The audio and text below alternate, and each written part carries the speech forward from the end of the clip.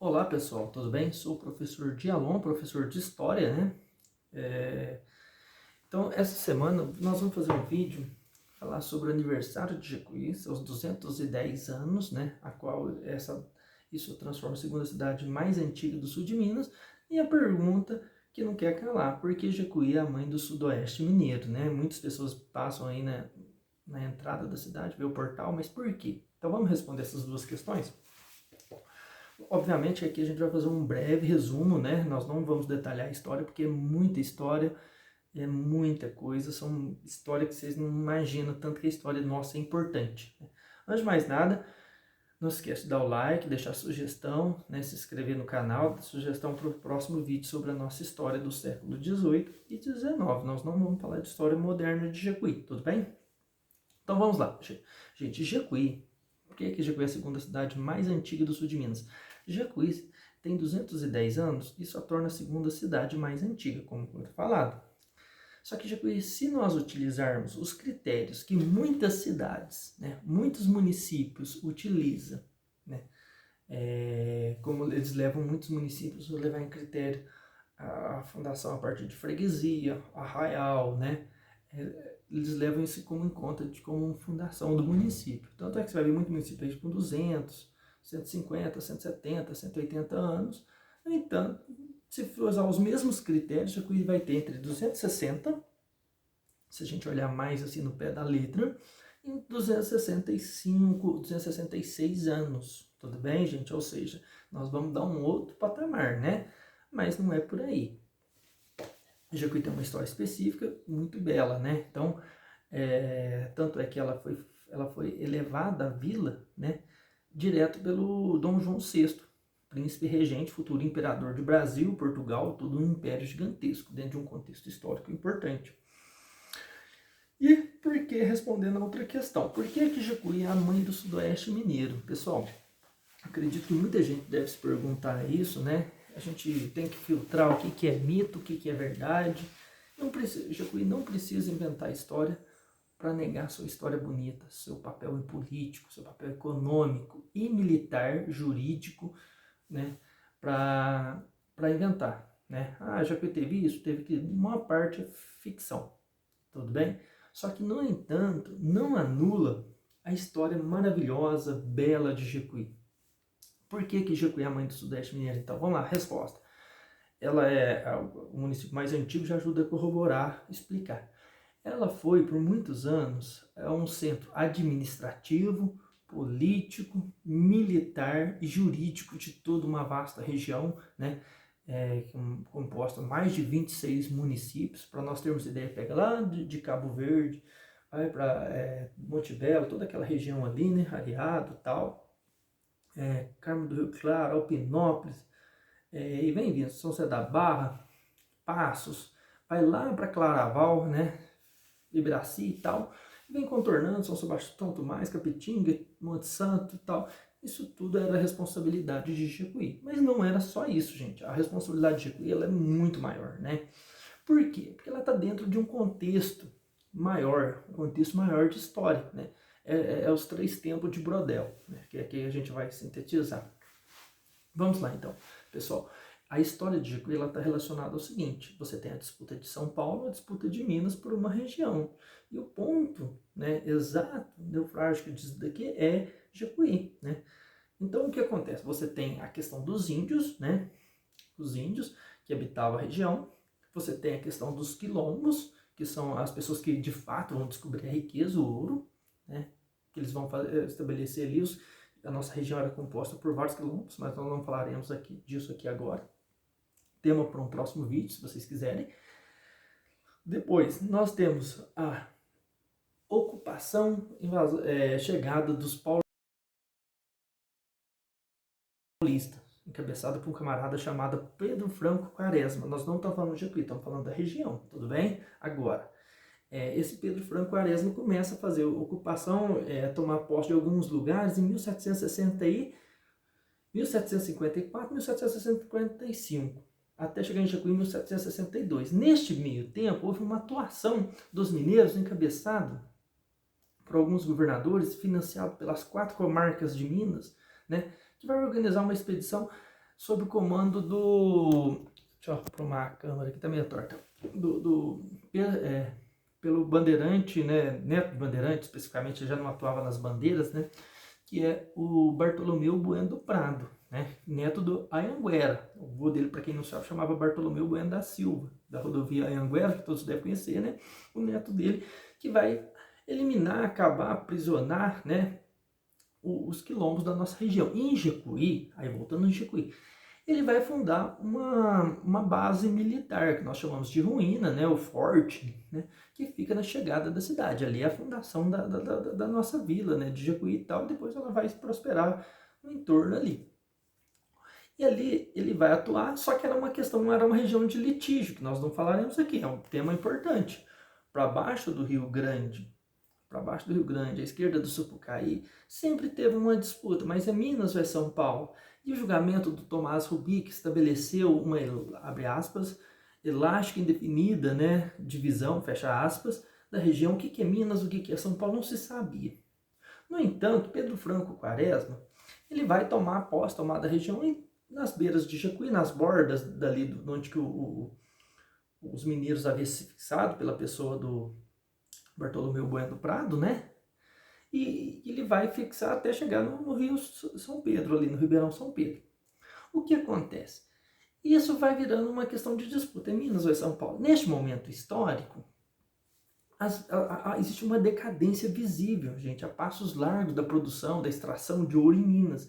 Então o governador vai ser designado, ele vai falar, precisa aumentar a arrecadação de imposto, né? Dentro de uma lógica do Marquês de Pombal. E neste contexto histórico, o governador vai organizar uma expedição, também recebe o nome de bando. Ele vai lá numa região onde Pedro Franco Quaresma já havia estado, que também encontra ouro, chamado Desemboque. No desemboque ele vai fazer um auto de posse, vai tomar aquilo ali para Jecuí. Onde fica o desemboque?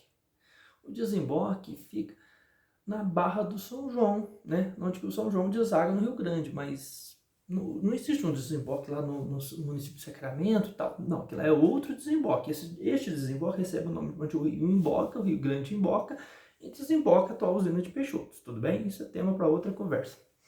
Ele vai vir, no mês de agosto, setembro, ele vai vir em Jecuí, chega em Jecuí, ele vai fixar em Jecuí uma semana, lembra do forte do Bartolomeu Bueno do Prado?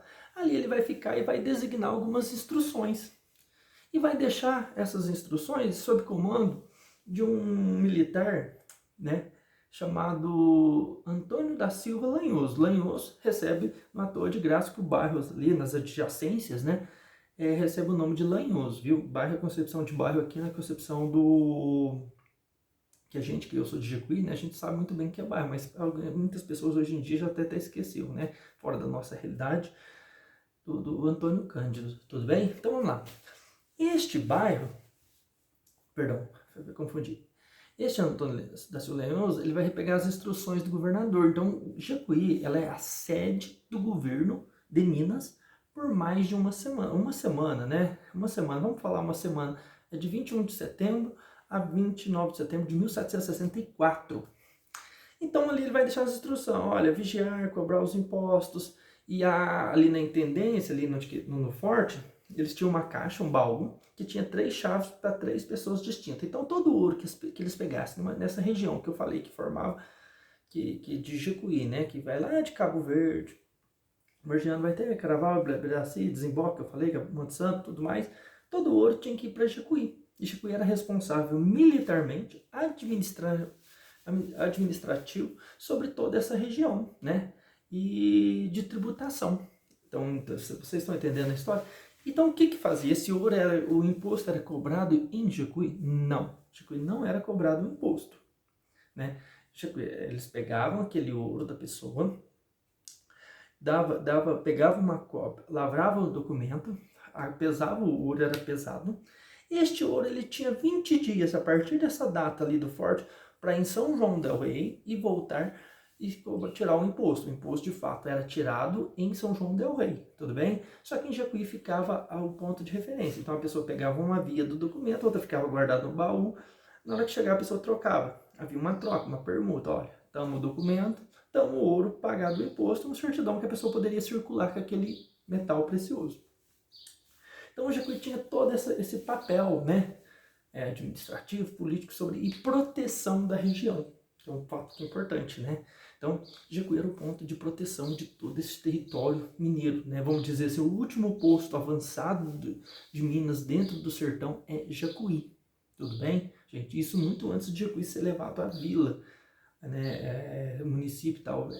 Era um núcleo povoador que era o responsável, não só de proteção, mas também de invasão, né? Alargamento das fronteiras, né? Antigamente se utilizava o termo expressão fronteiras em muitos documentos. Então, a partir de Jecuí, da guarda do Pinheirinho, né, que fica no atual Campo Grande, ali existia uma guarnição, ali eles organizavam expedições militares em busca de riquezas, né, e o sonho dos mineiros era anexar o Rio Pardo, né, fazer o norte do Rio Pardo se tornar paulista. No entanto, nunca houve. Ali eles tentaram ocupar nas margens de Tambaú, Casa Branca, tem Caconde, que é outra história, nós falaremos em outro momento. E próximo a Ribeirão Preto, toda a região, era o ponto de partida, era Jacuí. Tudo bem, gente? E a história de Jacuí está atrelada à história de Franca também, inicialmente. Tudo bem? Que nós falaremos em outras circunstâncias. E este ano, Franca vai completar 200 anos. E as duas pediu para ser elevada à vila praticamente na mesma época.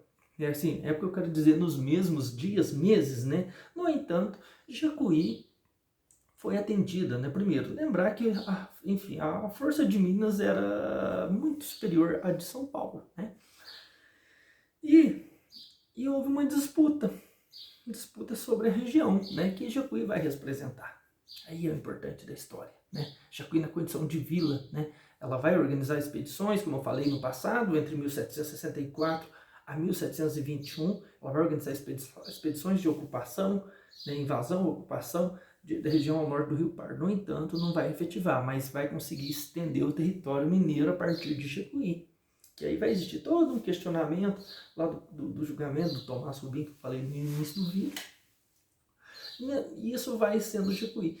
E depois, no final, vai ter com a criação do município, com a Vila de Passos, né, que é uma história particular deles, vai existir um atrito de novo entre Jacuí e Franca, que vai ser determinado em 1760, 1761, e vai estender até a República, mas aí vai ser o ponto final, vamos dizer assim. Então tem uma história interessantíssima, brilhante, né, que é que o Império designou